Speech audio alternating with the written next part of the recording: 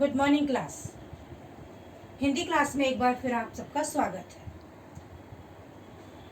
आज हम हिंदी क्लास में 8th क्लास को पाठ 8, 8th क्लास को पाठ 13 शांति पढ़ाएंगे।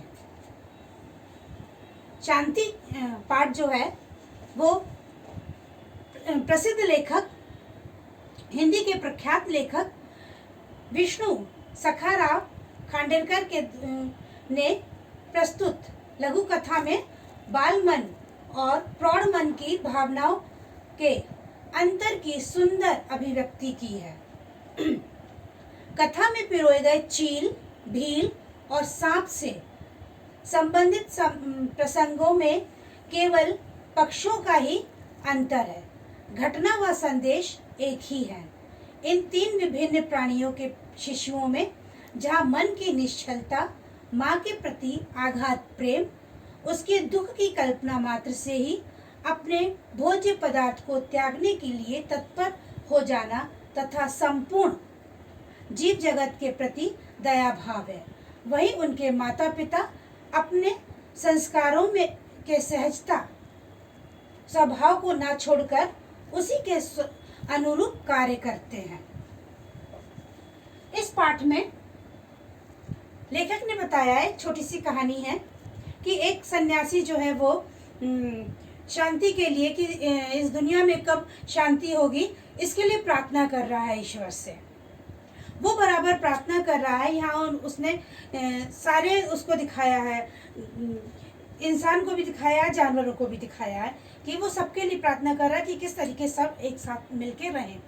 लेकिन वहीं पर दूसरी तरफ उसमें दिखाया गया है कि एक भील, एक सांपिन और एक चील, ये एक दूसरे से दुश्मनी निकालने में कि कैसे हम उनको नुकसान पहुंचाएं। और इनके जो बच्चे हैं वो हर जगह जब वो ये कहते हैं कि भील अपने बच्चे से कह रहा है मैं तेरे को सपोला ला के दूंगा, चील अपने बच्चे से कह रही है मैं तेरे को चकूला ला के दूंगी, इस तरीके से जो ये सब जो कह रहे हैं, तो इन सारे बच्चों के मन में अपने माताओं के प्रति इतना प्रेम है कि वो ये कहते तो मुझे ये लाके दोगी तो क्या उसकी माँ को दुख नहीं होगा।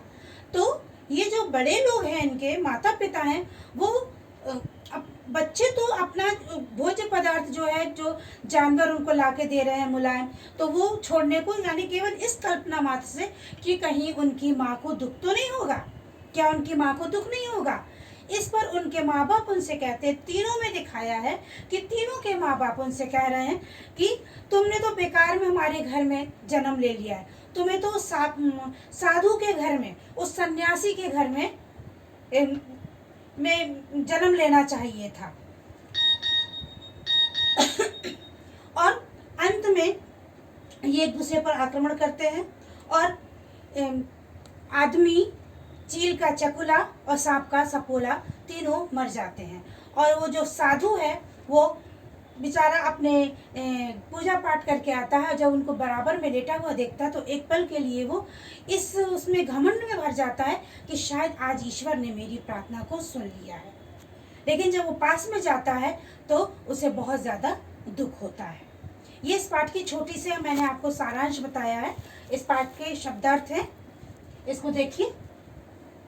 शब्दार्थ: अर्धदान, सूरज को जल अर्पित करने की क्रिया। जो पंडित लोग या बहुत से जो पूजा पाठ करने वाले लोग होते हैं वो सुबेरे सुबेरे सूरज को पानी चढ़ाते हैं, उसको कहते हैं अर्धदान करना। संहारक, नाश करने वाला। घट, मन को भी कहते हैं, शरीर को भी कहते हैं। आखेट का मतलब है शिकार। दया निधान, कृपालु, ईश्वर या दया का घर। दावानल, जंगल की आग। उकाब, बड़ी जाति का गिद्ध, गरुड़। प्रलोभन, लालच। सपोला, सांप का बच्चा। अनुगामी, अनुकरण करने वाला या कहते हैं ना पीछे चलने वाला। निवृत्त होना, काम समाप्त करना। और बंधुता, भाईचारा। इसके कुछ क्वेश्चन आंसर है।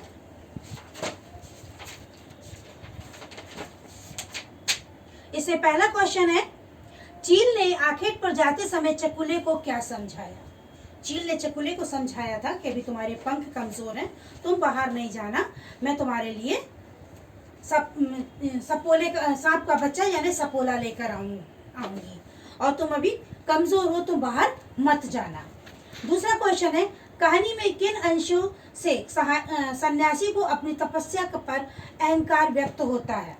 जब वो पूजा अर्चना करके लौट रहा है और वो देखता है एक आदमी, एक सांप का बच्चा और एक चील का बच्चा बराबर में लेटे हुए हैं, तो उसे एकता का आभास होता है कि ये लोग में हम दोस्ती हो गई है और ये आपस में एक साथ लेटे हुए हैं। एक पल के लिए उनको दूर से उन्हें एक साथ लेटे हुए उनको देखकर उसे इस चीज़ का अहंकार होता है कि शायद ईश्वर ने मेरी प्रार्थना को सुन लिया है। तीसरा क्वेश्चन आपका है, सन्यासी के पल भर की प्रसन्नता विषाद में क्यों बदल गई?